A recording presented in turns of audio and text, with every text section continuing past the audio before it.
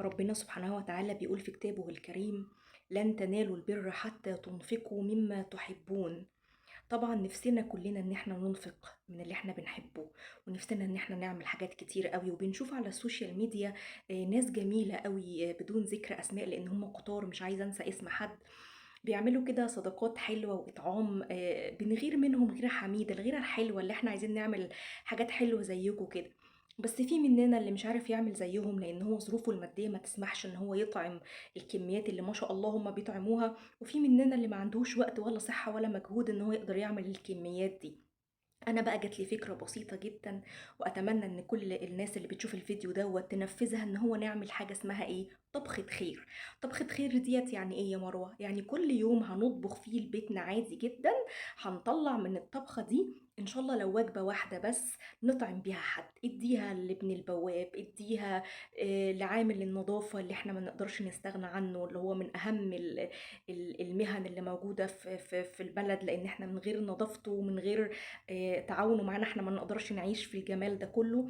اديها لابنك وهو رايح المدرسة، يديها لصاحبه اللي هو يتيم، اديها لأي حد، الناس اللي محتاجة ياما، والناس اللي انت هتطعميها وهتفرحيها مالية الشوارع ومالية الأماكن وحوالينا وقريبين وبعاد.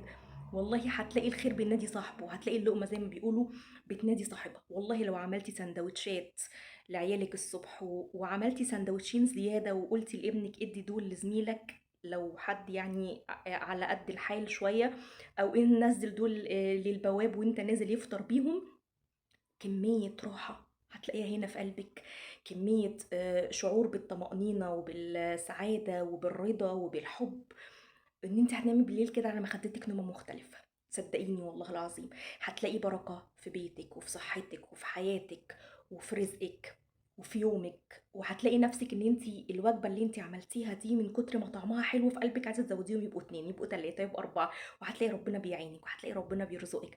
فتعالوا من دلوقتي نطبق موضوع طبخة خير، ان احنا كل يوم هنطبخ، هنعمل حساب شخص واحد معانا وهنديله من اللي احنا بناكل منه، وهنبقى احنا كده بننفق مما نحب، وهننال البر ان شاء الله باذن الله، علشان خاطر ربنا سبحانه وتعالى يحبنا، وفي الجنه نلاقي الحاجات دي كلها هي اللي سبقتنا وهي اللي باقيه وهي اللي فاضله، ونقول يا ريتنا عملنا زياده. يلا نبدا ولو بالقليل، علشان والله القليل اللي انت شايفه بسيط عند ربنا سبحانه وتعالى كبير، وعند ناس تانية هيفرحهم فرحه كبيره، عائدها هيرجع لقلبك وانت كمان هتفرح. تحياتي للجميع، مروه مغربي، وريد شير عشان كلنا نعمل طبخة الخير، وربنا يجعل كل حد شاير الفيديو ده ياخد الثواب معانا. تحياتي للجميع، مروه مغربي.